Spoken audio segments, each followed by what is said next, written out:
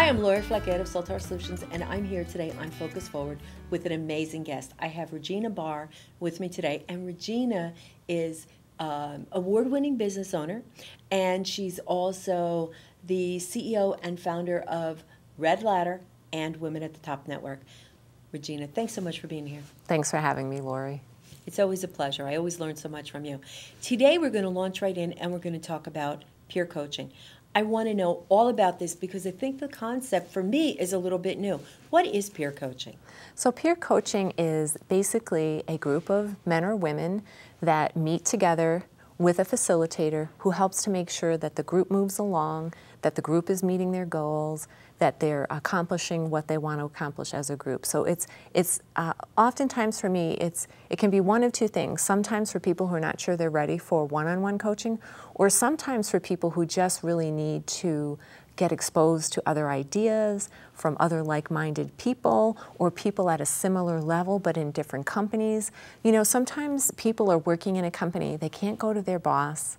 They certainly can't go to their staff, right, because that would be inappropriate very often. And sometimes they don't feel comfortable going to their peers. So by having a group like this, they can really work in a safe environment and just get exposed to so many new ideas and ways of doing things.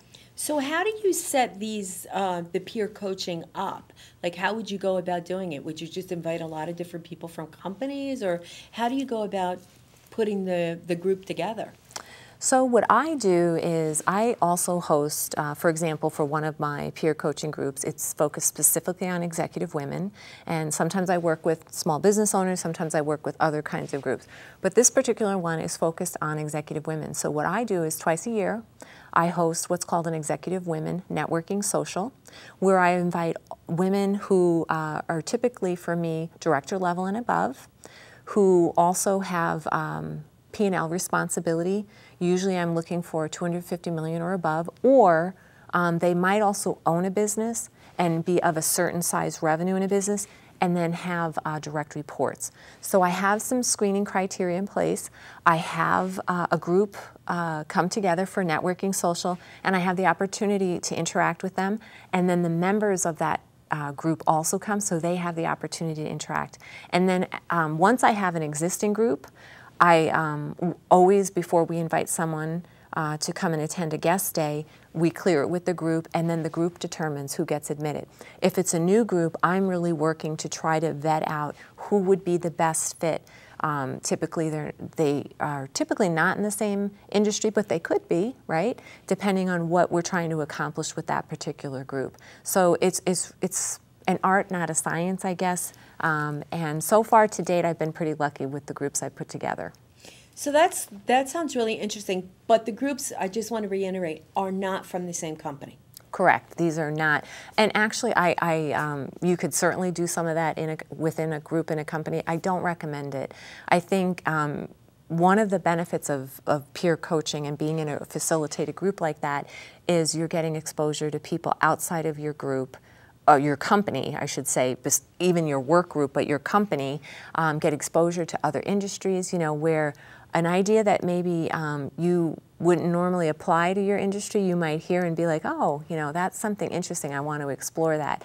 The other thing, it's safe environment. You really need to be in a place where you can say things that are troubling you or that you're concerned about. You know, you just need to be in a safe environment, and I think it would be very difficult to have very honest, open conversations if you were with other people in your own company. I believe that that's absolutely true. What kind of tools, when the group comes together, what kind of tools do you offer to kind of get everybody on the same page? Well, a couple things that I do is, first of all, once somebody agrees to be part of the group, I meet with them one-on-one, and we go through a sort of an intake. I have key questions I want to ask. What's really important to me is that I'm clear on what their issues and concerns are and what goals they want to accomplish. Because then, as the facilitator, I'm always helping to move that goal forward for them and making connections and connecting the dots. So that's one of the things. Then typically, at least once a year, we do goal setting. So we go around and we talk about what have we accomplished, what key learnings have there been, and what do we want to focus on in the coming year. Also, we try to do a retreat. where we even get out of meeting in a conference room or a boardroom, where we can go and again be in a relaxed environment, because a lot of the times that stimulates different relationship building, different conversations, different ideas. And then something else that we do is very often we will look for some volunteer events. So like, for example, we've gone out as a group and done a Ronald McDonald House where we come together and cook and sometimes bring members of the family. Or we've gone and done something with Simon Says Give, where we went and helped pack backpacks for low-income kids. And the reason that we do it, it's one way for us to give back, but also then to build a relationship with each other in a different way.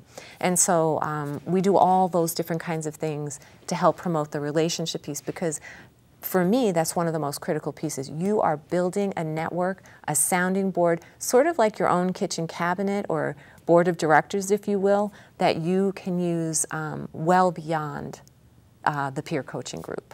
I could see these relationships being formed and people starting businesses together, or, you know, moving to the same company, you know, one person gets a job, they bring the other person in. So I could see this being extremely beneficial. But let's get down to kind of the nuts and bolts. What do you think are the most important assets to using peer coaching? Well, I think a couple of things is that you have to be clear on what you want to accomplish. And one thing that I will tell you that peer group coaching is not, it's not a networking referral group. So as the facilitator, I have to be very careful to screen out those kinds of things, because very often with the level of people that I'm working with, people want to have access to them. So I have to be very careful about that in terms of vetting that out before we invite people to even come visit the group, because that would be disastrous. These typically people in a peer coaching group environment, they do not need to be sold. They have people knocking on their doors all day, every day, trying to sell them things. So that's one thing. You know, I think for me, each group is different. And I think that's really important, because it's not one size fits all. So if you have a good facilitator, they're going to be reading the group and the needs of the group. So for example, I have one group that wanted to be very structured and have a very linear way of going through the meeting. And then I had another group that wanted it to be a little more organic, where we didn't have a set person, like, you know, sitting in the hot seat bringing their issue like we did in the other group. So what we would do is we would go around and I would facilitate a certain process for doing updates, and then we would hone in on sort of like what was bubbling up for the group, and we'd focus on that. And then I have other groups that you know, they want to have speakers come in. So we talk about what are the topics of issues. And of course, I'm always listening, so I'm always kind of mentally notating and keeping that for the group. And then I work to bring some of those folks in to help facilitate the learning and dialogue for the group. So it really depends on the character and the chemistry of the group as to what kinds of tools I use to help that group be successful. And I think that's really critical, and I think that's an important thing that somebody look at when they're looking at a peer coaching group. I think it's great that you're not mandating, that you're really asking a lot of questions and you're forming the group so everybody feels comfortable and also so their needs are met, which is extremely important. Mm-hmm. Absolutely. So Regina, we're going to wrap this up, but I'd just like to find out, can you give me like 3 tips that people would be able to use to maybe find out if this is right for them? Well, the first thing is I'm always a big fan of researching a group. So find out everything you can about a group, talk to some of the members of the group, find out what their experience is, what do they like about it, you know, and if there's any pitfalls, because, you know, there may be some things they don't like about a group, or maybe they participated in another group and it didn't work out.